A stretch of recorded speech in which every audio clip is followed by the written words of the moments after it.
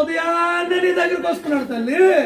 ప్రభు సకాଳ ସମୟରେ ତମ ପାଖକୁ ଆସୁଛନ୍ତି. అయ్యో నా బిడ్డ లెగుస్తాదేమో, ମୋ ସନ୍ତାନ ଉଠୁଛୁ କି ନାହିଁ ଦେଖ. అయ్యో నా బిడ్డ ప్రార్థిస్తాదేమో, ମୋ ଝିଅ ପ୍ରାର୍ଥନା କରୁଛି. అయ్యో నా బిడ్డ మాట్లాడతాదేమో, ଆଉ ମୋର ସନ୍ତାନ କଥାବାର୍ତ୍ତା କରୁଛି. అయ్యో నా బిడ్డ మాట్లాడితే వినాలని ప్రభు నీ దగ్గరికి వస్తున్నాడు.